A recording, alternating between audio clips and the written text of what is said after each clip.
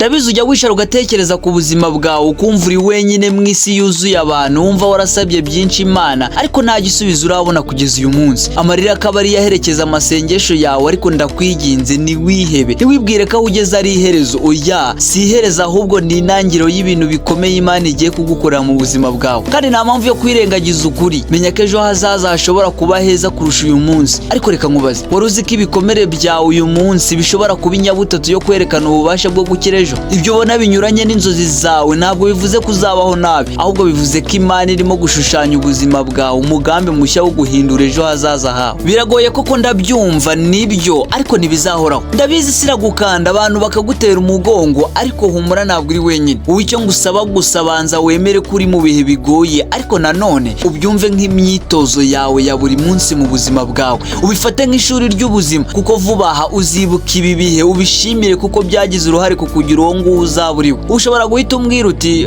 ibyo uvuga ntabwo ubizi, buriya yuko wowe wagezeyo.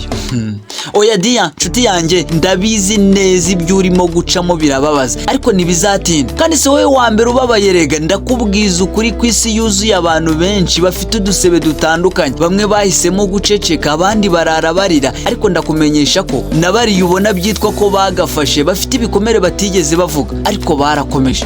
Erega niwumve ko ikibazo cyawe ari cyo gikomeye kurusha iby'abandi, ahubwo nawe wumve ko ushobora kuba umwe muri abo babirenze. Yego urababara, ariko dore ko ugiye kubisimbuka ejo ugatanga amashimwe. Wowe icyo usabwa gusa ni ugukanda kuri subscribe na like, ubundi tugakomeza. Humura, byose birashoboka. Humura nubwo ibintu bisa nk'ibyanze, menya ko hari n'abandi benshi barara barira nk'ukurira, bumva inimba nk'iyo wumva, ariko nyuma y'igihe gito bakahava bakavuga inkuru nziza. Ntabwo ari wowe wenyine, ntabwo uri gutsindwa, ahubwo uri kwigishwa, kuko kwihangana kwawe uyu munsi ni urufunguzo rwo gutsinda kwawe kw'ejo hazaza. Humura rero, kuko ibyo wibwira ko ari iherezo bishobora kuba intangiriro y'ikintu kinini, kandi byose birashoboka ku muntu wemera kudacika intege. Ubu urababara, ariko dore ko ejo uzashima. Nibyo, ubu urababara, wumva umubabaro wawe warenze urugero, ukibaza niba Imana wowe yarakwibagiwe, ariko ndakubwira ngo igihe nikigera uzicara usubize amaso inyuma, utangazwe n'uburyo waciye mu mwijima nta gucika intege, hanyuma utangire ushime ko wize kwihagararaho no kwizerana n'Imana yawe. Nongere mbisubiremo, ubu birahanda, birakurya, birakubabaza, ariko ejo bizaba ishimwe ryawe. Reka nsoze nkubwira ngo niba uri kubona byose bikunanira, ni ikimenyetso ko uri hafi kugera aho ugomba kugera. Ntukarambirwe ngo wiyibagirwe, wice intege. Oya, byose birashoboka. Ngaho sigarana amahoro, umunezero ndetse n'amafaranga. Wibuke gukora subscribe. Njye ndagukunda cyane.